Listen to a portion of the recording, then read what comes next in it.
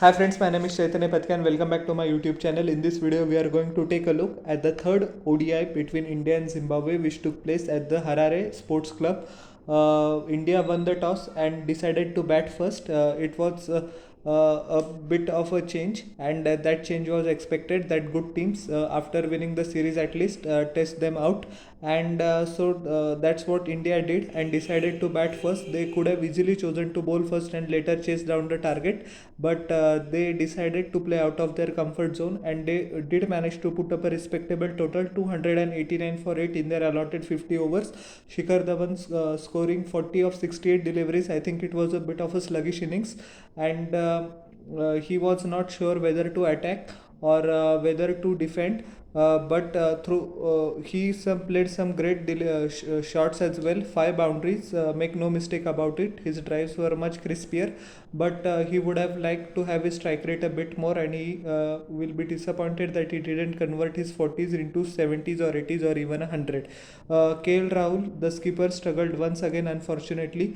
There were glimpses of the KL Rahul that we know that sets the stage alight when he is in full flow in the IPL as well as for Team India. But unfortunately he couldn't kick on. He scored 30 of 46 deliveries, which includes a solitary 6 and a solitary boundary.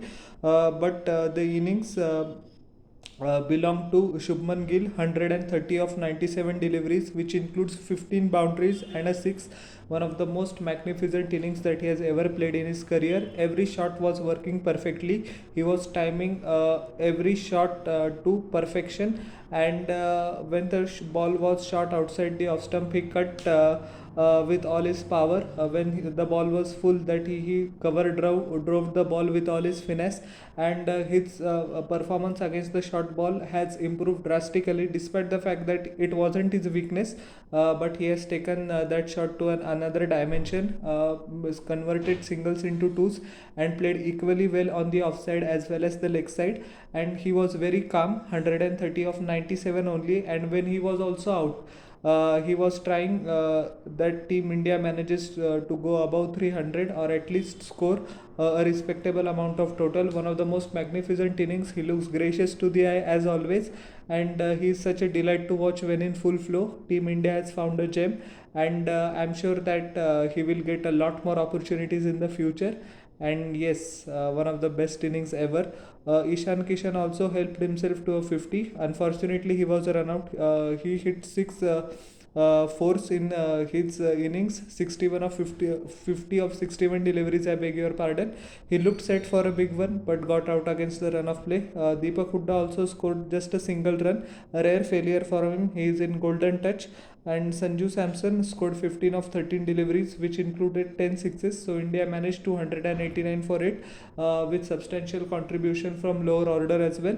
Brad Evans took the best figures of his career. This will do his confidence a world of good. And Zimbabwe has found a magnificent bowler. He bowls fuller at the start of the power play, which is very essential to get wickets. He's a thinking cricketer, and the wickets that he got of Shubman Gill, for example, was well thought out. That the ball was outside the off stump and it was a cutter, so Shubman didn't get much pace to work on, and to get some maximum value of that ball, he had to generate his own pace, which led to the downfall of his wicket. So it shows that he is a thinking bowler, and Zimbabwe must stick to him. He will have a few bad games along the way, but everybody does that, and he's a wonderful talent that will serve Zimbabwe cricket a long, long time in the future. 10 overs, 54 runs, 5 wickets. Luke Jongwei was expensive, not like the previous match. So this match, he was taken to the cleaners and he couldn't even complete his quota of 10 overs. In 5 overs he gave away 49 runs and took a single wicket. He was all over the place, and quite frankly it wasn't his day. Victor Enucci, in 10 overs he bowled a solitary maiden by giving away 48 runs and took 1 wicket. The carnage that was unleashed by Shubman Gill, these are respectable figures. Ngarawa was also very expensive, going at more than 6 per over. 9 over he gave away 58 runs. He was wicketless. Sikandar Raza, more than respectable returns. 10 over, a single maiden, giving away 39 runs and no wickets. He varied his pace, used the angles and used the crease pretty well. No ball outside the off stump, ball stump to stump, and choked the Indian batsman to a extent in the middle over. Sean Williams in 5 overs he gave away 30 runs and didn't took a wicket, and Tony Monoyongo in 1 overs he gave away 10 runs, which was expensive towards the latter stage. Zimbabwe managed more than respectable and almost pulled off a heist. It could have been one of Zimbabwe's greatest victories ever in their history, but that wasn't to be the case. Zimbabwe managed to be bundled out for 276 in 49.3 overs. Innocent Kaya scored 13, scored 6, and Caetano scored 13.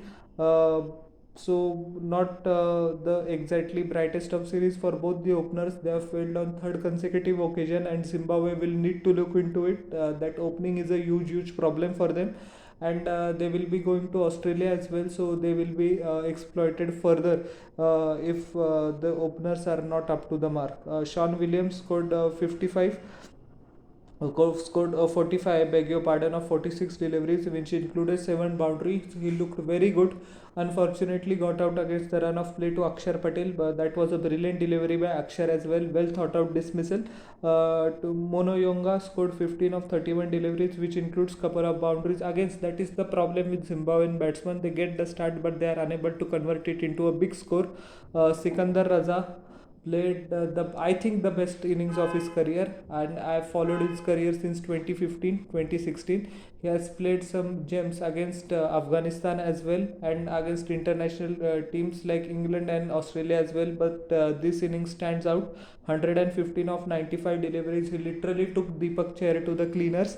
We know that despite the fact that he just came back from the injury, he bowled brilliantly well in the 2 matches, and to take a bowler of that caliber down requires some serious talent, and he has that. He just went berserk. All around the ground, perfect display, especially towards mid wicket and cow corner region. Played the short ball exceedingly well, and when the bowlers tried to bowl a slower ball, he didn't commit himself too early. Instead, he just went onto the back foot, waited for the ball, and then smashed the ball.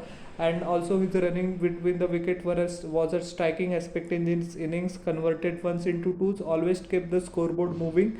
And yes, his talent is one of the most recognizable things in Zimbabwe cricket and world cricket. I would say is one of the best all-rounders, not on the level of Jadeja and Stokes, but he's certainly getting there. And this innings proves why. Regis Chakabwa, the Zimbabwean skipper, would be disappointed with his effort. 16 of 27 deliveries, he got his eye in, but couldn't take Zimbabwe over the line. Ryan Ball also scored just 8 of 16 deliveries. Luke Jongwe played some couple of lusty hits, scored 14 of 13. Bradley Evans scoring 28 of 36 balls, which included 2 boundaries. So it was one of the game to remember for Bradley Evans. He has the potential to be a decent all-rounder, and the way that he was batting, he looked like a proper batsman. So there will be more frustration for Zimbabwean openers, Innocent Kaya and Caetano, that they couldn't kick on, and Zimbabwe could have had a famous victory, but that is besides the point. And Nguchi was bowled by Avesh Khan of the last delivery. That was the 49.3 ball overs ball. So yes, heart pumping game, and all the Indian players in a kind gesture went to Sikandar Raza when he was out. So good display of sportsmanship as well. But yes, excellent comeback from Team Indian bowlers, despite the fact that they were plundered by Sikandar Raza and to some extent by Sean Williams. They held their nerve, and we completed on expected lines, despite the fact that we are having the second strings team. 3-0 whitewash of Zimbabwe. Deepak Chahar, as I said, was expensive. The Sikandar Raza took a liking to him in this game. 10 overs, 75 runs, 2 wickets. Avesh Khan was very expensive but got the job done. He took 3 wickets. 9 overs, 9.3 overs, 1 medal, 66 runs for his 3 wickets. Shardul Thakur also had an off day by his standards, and he is a lot better, and he knows that he will come back in the next game or whatever the next opportunity that arises in his way. 9 over 55 runs, 1 wicket. Kuldeep Yadav was very impressive. He found his rhythm again, and as we know that the problem for Kuldeep Yadav is that once he starts getting hit, he leaks a lot of run, but once he is in a good rhythm, he is getting a consistent run of games. There is no better spinner in the world than Kuldeep Yadav. So it is always a dilemma going on with himself of Kuldeep Yadav. So is he the best bowler, or is he sitting on the benches? What is it? Injuries have also played havoc with his confidence, but this outing will do his confidence a world of good.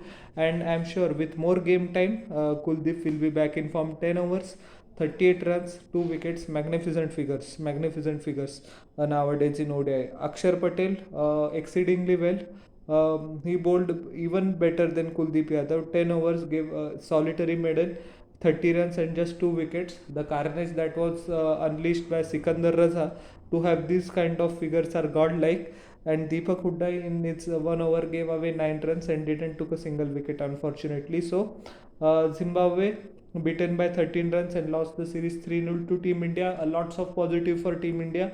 The form of Sanju Samson, the form of Shubman Gill, and Shubman Gill was rightfully adjudged the player of the match for his magnificent performance and also the player of the series. So his star has certainly risen, and we have found an able replacement when in few years the torch will be passed to the older generation in the form of Shubman Gill. Excellent bowling by Kuldeep Yadav as well as Prasidh Krishna and Shardul Thakur. Overall, lots of positive to take from this series, and players will be happy with their outing. So, how did you like my analysis of the third one day? Please tell in the comment section below, and don't forget to like, share and subscribe to my YouTube channel and press the bell icon for further notifications. We'll meet in the next video. Till then everyone, bye, and please subscribe. It's a humble request.